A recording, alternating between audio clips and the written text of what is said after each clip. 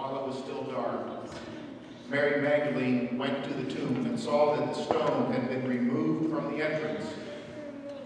So she came running to Simon Peter and the other disciple, the one Jesus loved, and she said, "They have taken the Lord out of the tomb, and we don't know where they have put him."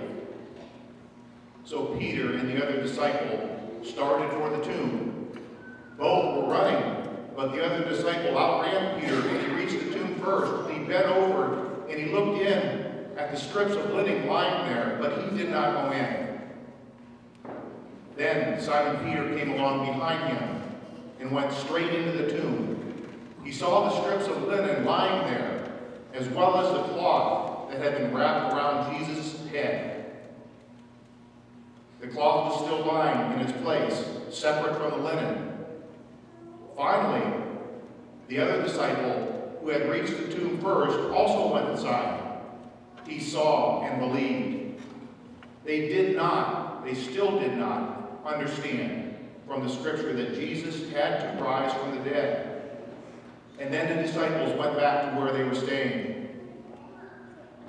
Now Mary stood outside the tomb crying, and as she wept, she bent over to look into the tomb and saw the two angels in white, seated where Jesus' body had been, one at the head and the other at the foot. And they asked her, "Woman, why are you crying?" "They have taken my Lord away," she said, "and I don't know where they have put him." At this she turned around and saw Jesus standing there, but she did not realize that it was Jesus.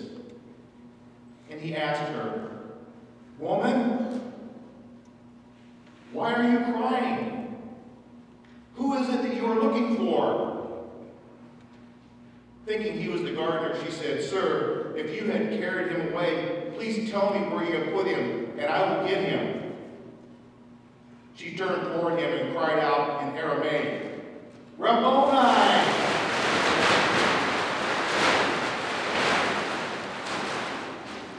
And Jesus said, "Do not hold on to me, for I have not yet descended to the Father. Go instead to my brothers and tell them, I am ascending to my Father and your Father, to my God and to your God." And Mary Magdalene went to the disciples with the news, "I have seen the Lord." And she told them that he had said these things to her.